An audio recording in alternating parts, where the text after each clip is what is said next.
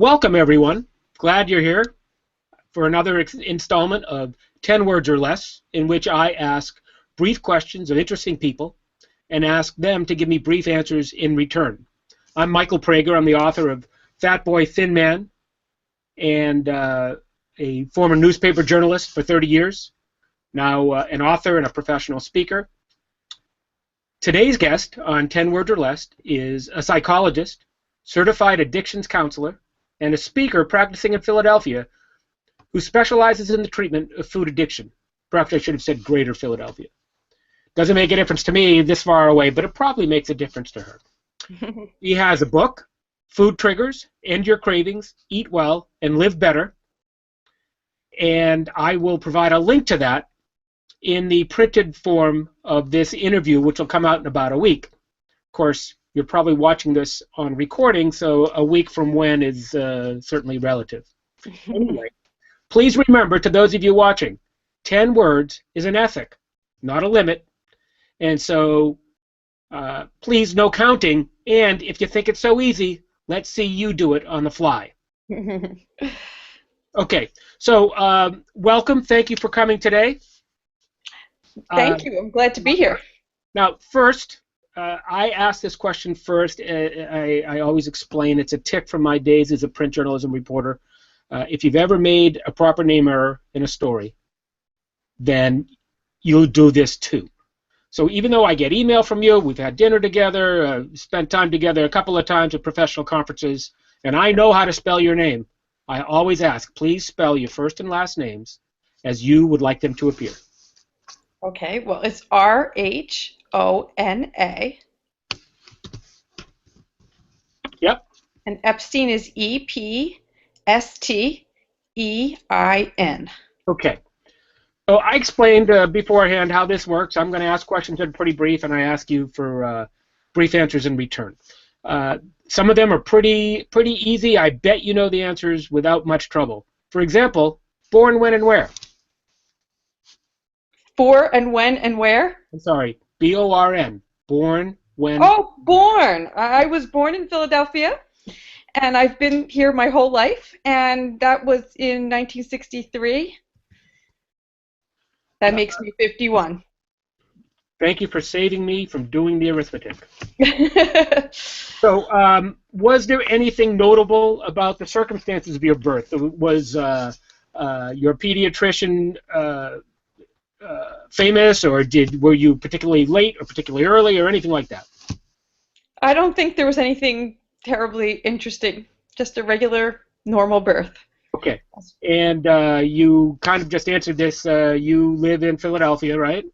Well, I live outside of Philadelphia. Okay. Well, Philadelphia is close enough. We don't need to tell everybody your street Well, address.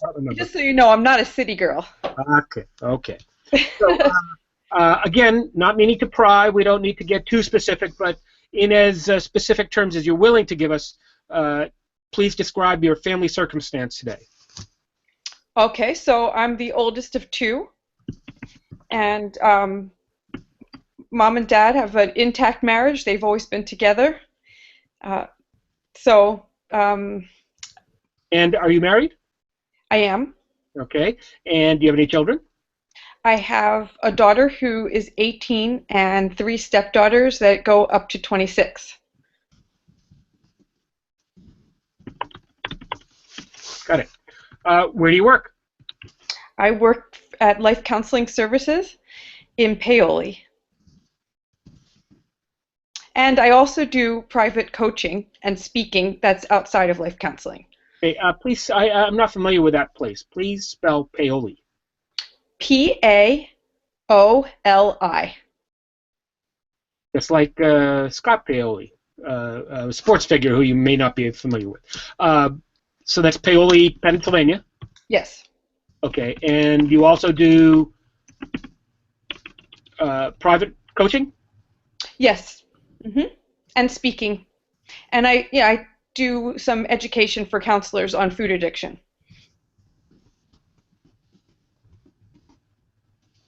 What is the first news event that you remember? Well, I only know that around the time that I was born that Kennedy died. Right, but that wouldn't be something that you remember. Oh, no, you're right. I'm not much into the news, you know. Neither was my family. We didn't talk about that at home. We watched dumb TV shows. So that wasn't really, I don't know. I was protected, I think, from a lot of what was going on. Probably remember things like people being killed and robbed and things like that.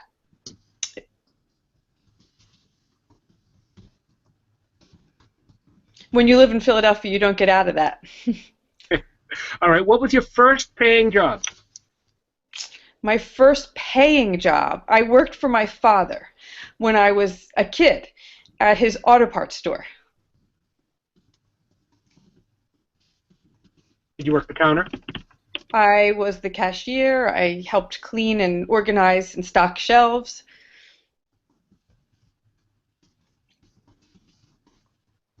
Okay, do you remember, is there anything that sticks with you from that experience, wisdom that you carry with you still?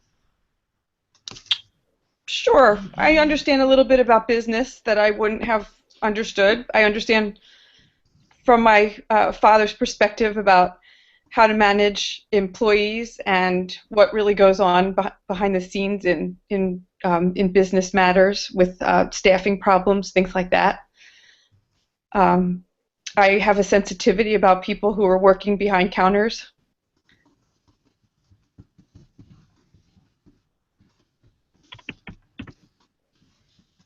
Got it. I get it. That's great.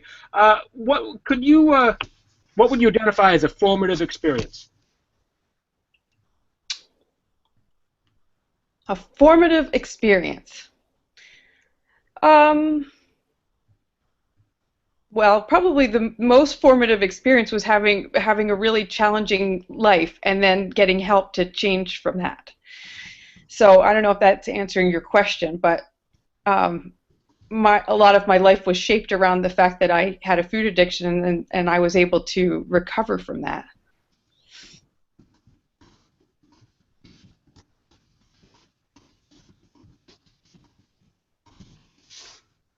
Okay. Um, I think I want to know a little bit more about that, please. You said you were able to recover from that. Uh, did you just do it by yourself, or I mean, within the bounds of 10 words or less? I don't need. I know it's life transformation, so it's not really conducive to that short an answer. But how did you do that? Did you just Well, try to get better, or what? yeah, no, it wasn't that easy. So, no, I actually had to get help. I had to get a lot of help. So, I went to a support group, I went to therapy, I did a lot of therapy and a lot of support groups. I developed a relationship with God. That's not something that was I had before. So, I had a lot of help, and it took a long time to get better.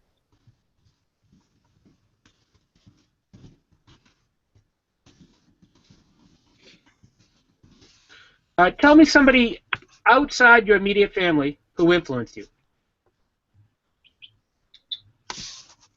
Well, I would say other people who were in recovery influenced me a lot.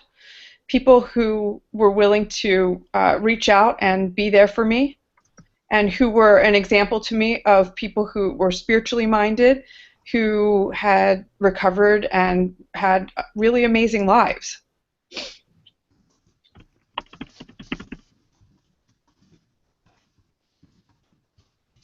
What's your exercise of choice? Walking. It would have been running except for I hurt my back in a car accident when I was in my 20s, so I moved to walking and I love it. And I like Zumba.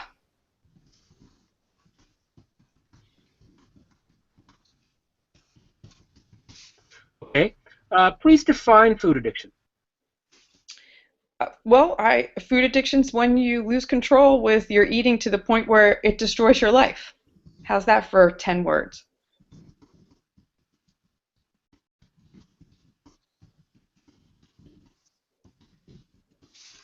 Well, remember, please no counting, so I don't know. Um, Yeah. I could go on. I'm just kidding. I'm just kidding. Do you have? Oh, you already answered that. Sorry. Okay.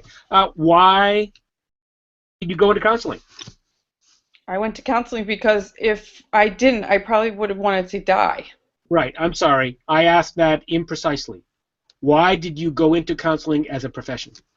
Why did I go into counseling as a professional? Well, actually, I think I was probably, even before I got into recovery, I think my personality and my interest was in caring for people. So when I knew as a young kid of others, like people who were in the helping professions, I was drawn to that, even when I was like 10 years old. Like I always thought that was really cool, and that's what I wanted to do.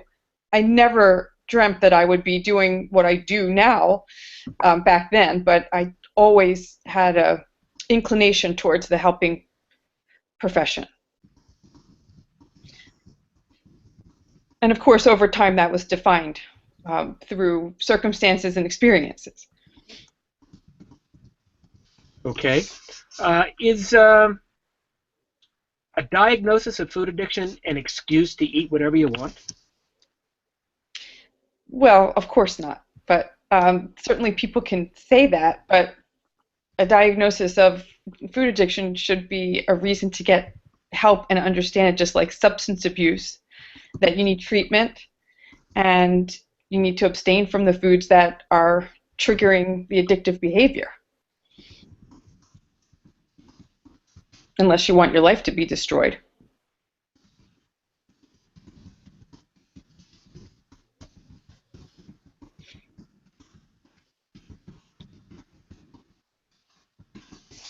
Okay. Yeah, I think this is still a. I don't think you almost got there, but I'm not sure you did. What would you say to those people who say it is? That is an excuse to keep eating? Yeah. Well, everybody has a choice. If a person wants to live their life numb and out of control and at risk for all kinds of health troubles, then that's their decision. I didn't want to live like that. I couldn't stand the obsession and the compulsiveness and the insanity. And people who can't stand the consequences will need to get help.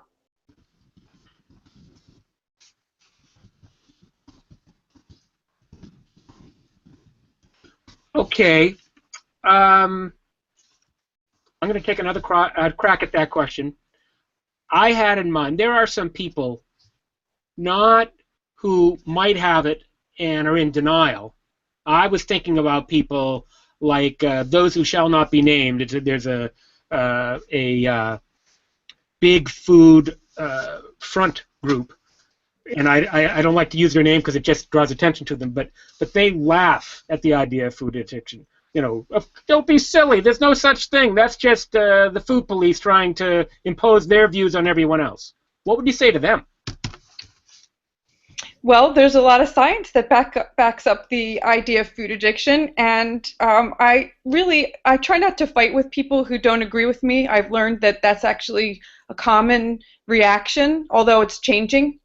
Nowadays, people are more receptive to the idea of food addiction. I'm not sure they're so receptive to food addiction recovery, but they are receptive to food addiction. The idea of food addiction is much more accepted. But I mean, people have a choice. They can do whatever they want. I have a path that not only saved my life, but saves people's lives every day in front of my face. So if a person wants to try it out, I recommend it. Usually I say when you've tried everything else and there's nothing else left to do, here's another opportunity for you to consider that possibly this might be a way that you could recover too. Okay, good. Thank you. Something besides food that's vitally important to a food addict.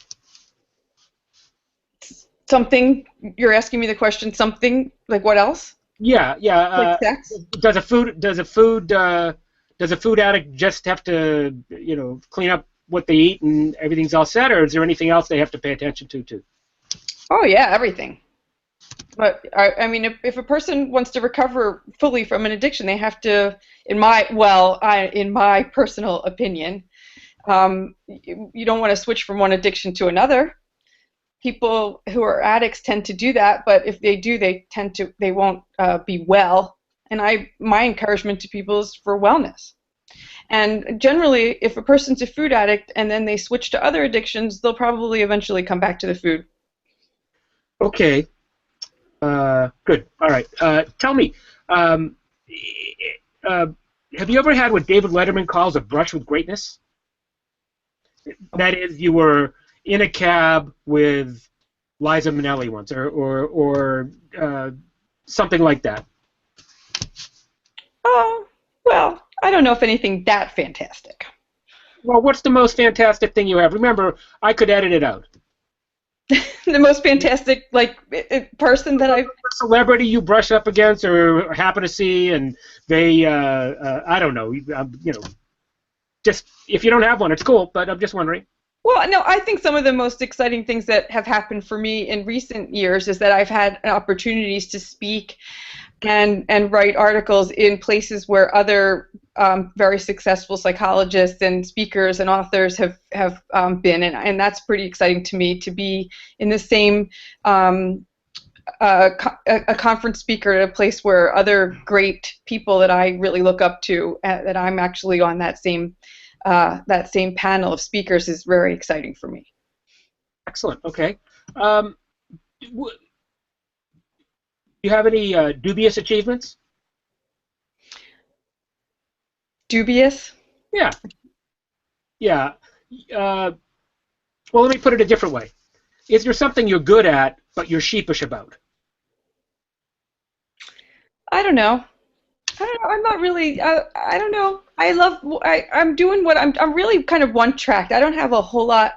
Um, my aspirations are to be a healthy person and a spiritual person, and to give that to others, and only to keep on deepening that in my life, to keep on being there to help inspire and help motivate the growth of people around me, and to keep on growing myself.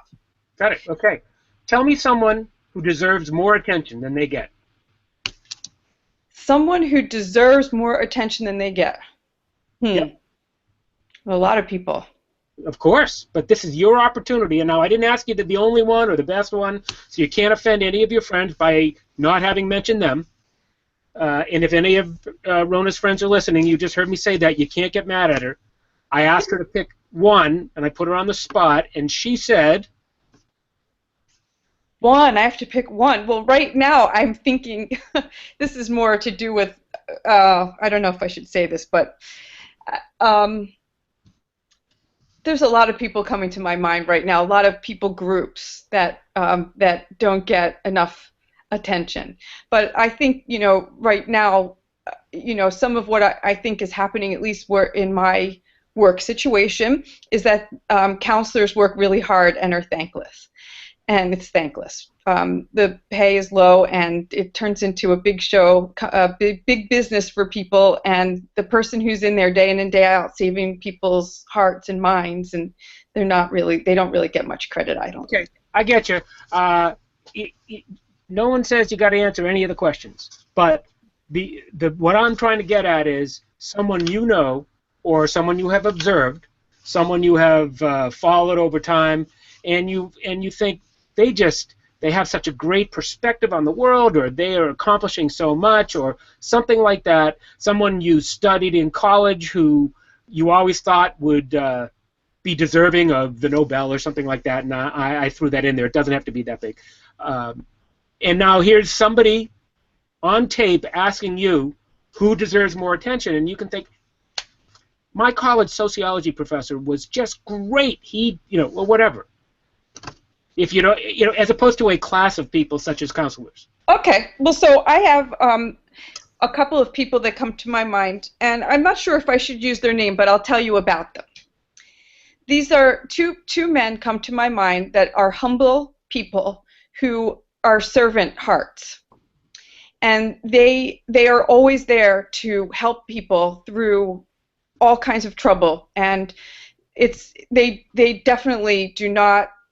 They're like behind the scenes people who always step in when somebody needs a hand, and I just think they're precious and beautiful, and they're not well noticed or given the kinds of support that they deserve, and they're not paid either properly for all that they do. Well, there could be many valid reasons why their anonymity needs to be protected, but it's not like you just said, you know, I know this guy, he's the scum of the earth, and here's his name. I mean, you're saying something that most people would want to be recognized for, and if they don't get paid well and they're not appreciated as much as you think they ought to be, here's your chance to shower some love and light on all the good that they do. Now, if you don't think it's appropriate, we can just move on. Yeah, no, it's probably not appropriate, but they know how I feel. Alrighty. How about the opposite? Someone who deserves less attention. Well, let's see. Who should I pick for that? No shortage. Oh, no. See, I don't like talking bad about people. Well, okay, but, well, you can decline.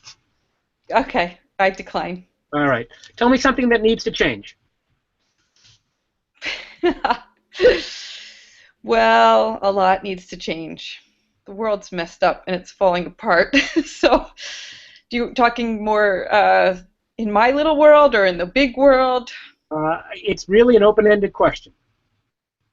Okay, well, I think that one of the things that really concerns me about where the world is going right now is that everybody is working harder and harder for less, and and people generally are being stressed beyond what I believe humans are meant to be stressed, and it's causing all kinds of, I think, fallout in people's lives. And so I think the world needs to slow down, including me.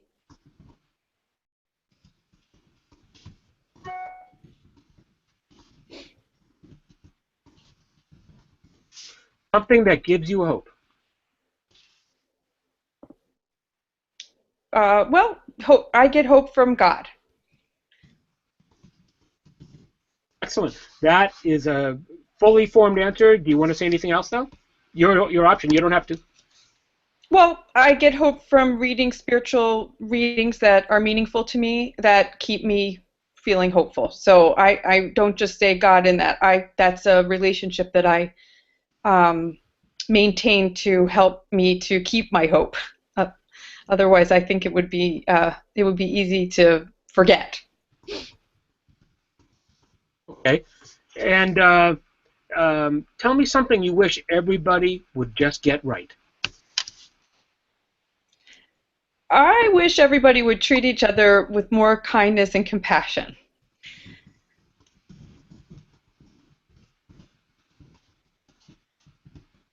Is there a question I should have asked you, but didn't?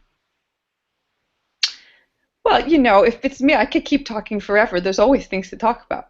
Of course, but here's your chance. Where did I miss out? I don't know of anything in particular. Okay, cool. Then we are done. Okay. Thank you so much for participating. As I mentioned to you earlier, if you are active on any social media, I know we see each other on Facebook, but please tell them about this and where they can find it so that as many people can benefit from your wisdom as possible. That's what I said. I didn't say you said that. You don't have to be embarrassed. And I appreciate your perspectives. I appreciate you sharing them with me and with anybody else who gets to watch. And I will be in touch with the transcript. Now, I would like to make clear, I'm pretty sure I did, but for other people listening, I may shorten answers. This is in the printed version. The video is untouched. But in the printed version, I may shorten answers. I may move around question-answer pairs to help the flow of the conversation, and I may even combine answers. But here's the key. Anything I do, you will get to see before I publish it. So by the time it gets published, you will have reviewed it, and you will be entirely comfortable with what's being published and represented as your thoughts and ideas. And although I always ask people to resist the urge to just change their answers because they came up with a better answer, but just to ensure that I didn't change your words. So thanks so much for participating. I will send you the transcript soon. Please get it back to me when you can, and then we'll put that on the blog as well. That's it for now. Come to michaelprager.com/blog. It's called the Sustainability Blog. And see you next time. Thanks, Dr. Epstein. Thank you. Take Okay, care, Michael. bye-bye. Bye-bye.